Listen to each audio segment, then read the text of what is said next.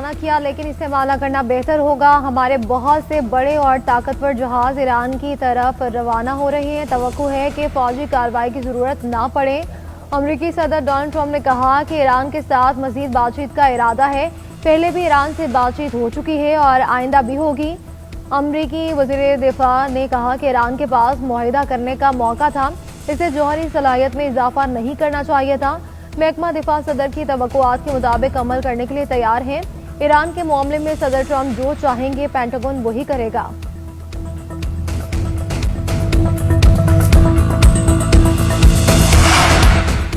यूरोपीय यूनियन ने ईरानी पासदारानी इनकलाब को दहशतगर्द तंजीम करार दे दिया।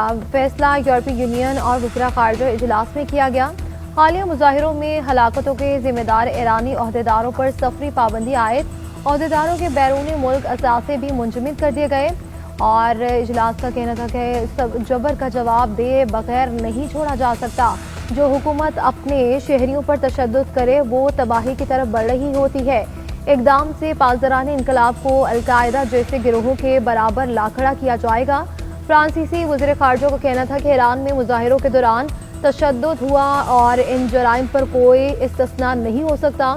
बरतानवी वज़ीर आज़म के ईरान में मुजाहिरीन पर तशद्दुद की मजम्मत, कहा कि हमारा किसी मखसूस तंजीम को कलअदम करार देने पर तबसरा न करने की पॉलिसी है। गजा में नस्लकुशी पर खामोशी और ईरान के नाम पर इंसानी हुकूक का शोर मचाया जा रहा है। यूरोपीय यूनियन का इकदाम महज तशहीरी हथकंडा है। यूरोप कशीदगी कम करने की बजाय आग भड़काने में मसरूफ है। ईरानी वज़ीर ख़ारिजा अब्बास अराग़ची का कहना है कि पासदारानी इनकलाब को दहशतगर्द करार देना बड़ी गलती है। पाकिस्तान में ईरानी सफ़ीर रजा अमीरी ने कहा कि ईरान पर हमला पूरी मुस्लिम दुनिया पर हमला तस्वुर होगा। सूरत हाल पर मुसलसल नजर रखी जा रही है। अमेरिका के मुतालबात काबिल कबूल नहीं। ईरानी फौज ने यूरोपीय यूनियन का इकदाम गैर मंतकी, गैर जिम्मेदाराना और बदनीयती पर मबनी करार दे दिया। अस्करी ढांचे में 1000 स्ट्रेटेजिक ड्रोन शामिल कर लिए। फौजी तर्जुमान ने कहा अमरीकी अड्डे हमारे मिसाइलों की रेंज में है। हमला हुआ तो फैसलाकुन जवाब देंगे। मुमकिन हमले से निपटने के लिए फौजी मंसूबे और अहकामात पहले ही जारी कर दिए गए। वज़ीर आज़म शहबाज शरीफ और ईरानी सदर के दरमियान टेलीफोनिक राब्ता, बदलती हुई इलाकाई सूरत हाल पर तबादला ख्याल। वज़ीर आज़म का खित्ते में अमन, सलामती और तरक्की के फ़रोग़ के लिए पायदार मुज़ाकरात और सिफारती राब्तों की अहमियत पर जोर।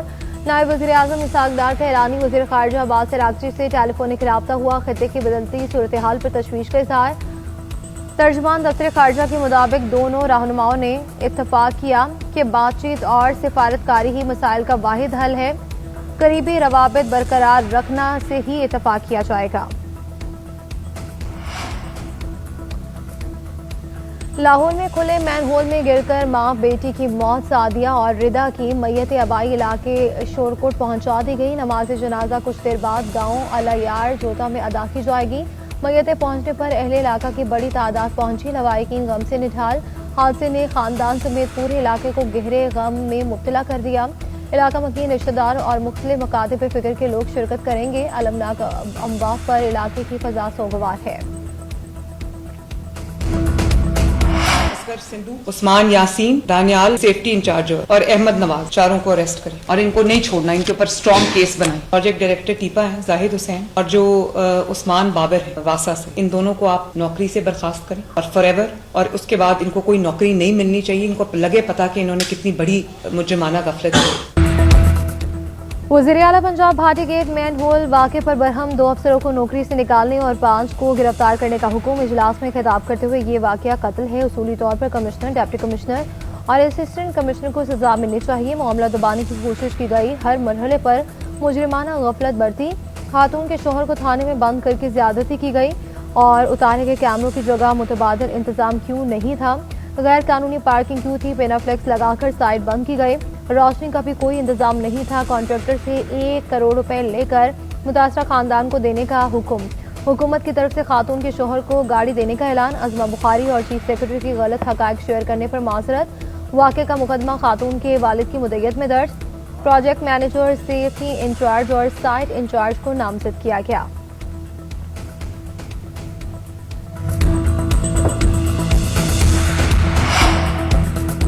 सिंध हुकूमत का सानिहा गुल प्लाजा की जुडिशल इंक्वायरी कराने का ऐलान। सीनियर वजीर शर्जील इनाम मेमन ने रिपोर्ट में कोताहियों का एतराफ कर लिया।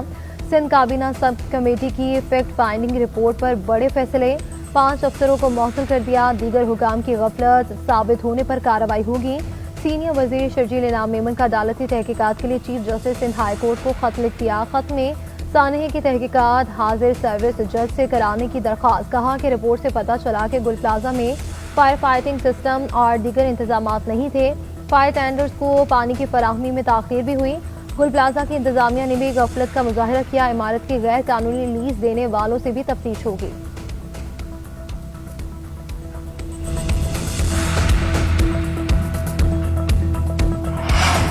वज़ीर-ए-आज़म से मुल्क के बड़े एक्सपोर्टर्स और कारोबारी शख्सियात की मुलाकात कुछ देर बाद होगी। सनत, तिजारत और बरामदात में इजाफे का विजन पेश करेंगे। सनतकारों को मुआशी सूरत हाल और हुकूमती इक़दामात पर एतमाद मिलेंगे। कौमी मईशत में नुमाया किरदार अदा करने वाले एक्सपोर्टर्स को अवार्ड से भी नवाजेंगे।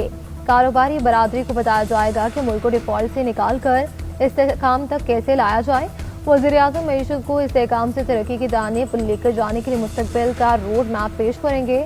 सरमायाकारी को आसान बनाने और बिजनेस फैसिलिटेशन से मुतालिक हुकूमती इक़दामात पर गुफ्तगू होगी।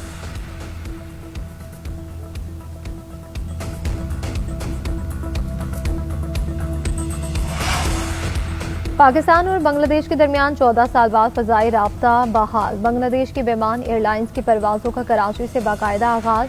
पहली परवाज़ 149 मुसाफिरों को लेकर पहुंची। परवाज़ को वाटर सल्यूट पेश।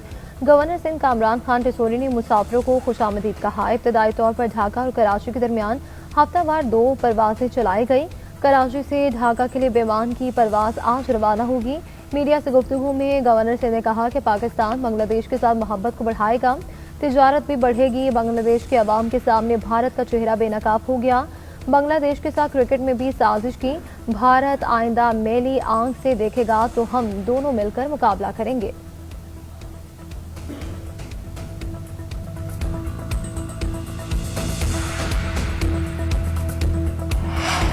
कौमी एयरलाइन की निजकारी की ट्रांजैक्शन की दस्तावेजात पर दस्तखत की तकरीब। वज़ीर-ए-आज़म शहबाज शरीफ, फील्ड मार्शल सैयद आसिम मुनीर और वफाकी वज़रा की शिरकत। वज़ीर-ए-आज़म शहबाज शरीफ ने कहा कि कौमी एयरलाइन की निजकारी का सारा अमल टीवी पर बराह रास्त नशर किया गया। बोली में अरबों रुपए का इजाफा हुआ। बोली 180 अरब रुपए पर आकर रुकी।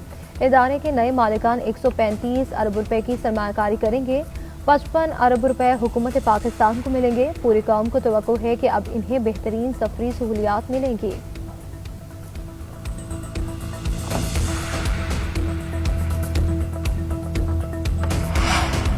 वफाकी वज़ीर इत्तलात अता तारड़ ने बानी पीजीआई के पिम्स अस्पताल में चेकअप की तस्दीक कर दी। मुकम्मल सेहत याब करार दे दिया। कहा कि आंखों के डॉक्टर्स ने बानी पीजीआई की दरख्वास्त पर इनका तिब्बी मुआयना किया। डॉक्टर्स की तजवीज़ पर मजीद मुआयने के लिए इन्हें पिम्स अस्पताल ले जाया गया, जहां 20 मिनट की कार्रवाई के बाद इन्हें अडियाला जेल रवाना कर दिया गया। वो बिल्कुल सेहतमंद है। तिब्बी मुआयने की दरख्वास्त बानी पीजीआई ने ही की थी। जेल रूल्स के मुताबिक इन्हें जो सहूलत मुयसर थी सब कुछ इसी के मुताबिक है। बानी से मुलाकातों पर अता तारड़ ने कहा कि उस्मा खान ने जो जेल रूल्स की खिलाफ वर्जी की तो इनकी मुलाकात बंद हुई।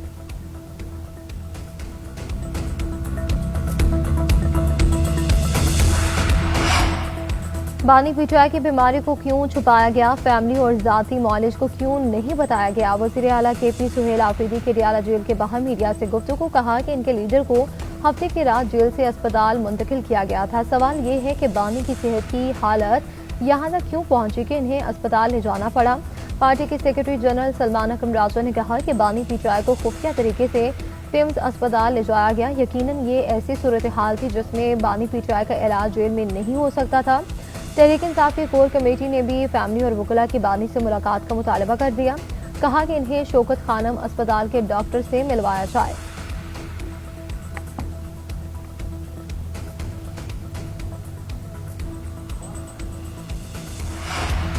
कराची में रातगीर ट्रैफिक हादसात में 4 अफराद जान की बाजी हार गए। केमाड़ी में तेज रफ्तार गाड़ी ने मोटरसाइकिल सवार फैमिली को कुचल दिया। हादसे में मियां बीवी और 2 साला बच्चा जाम बहक अफराद की लाशें सिविल अस्पताल मुंतकिल कर दी गई। बल्दिया टाउन में डंपर की टक्कर से नजम बशीर नामी शख्स जाम बहक हो गया।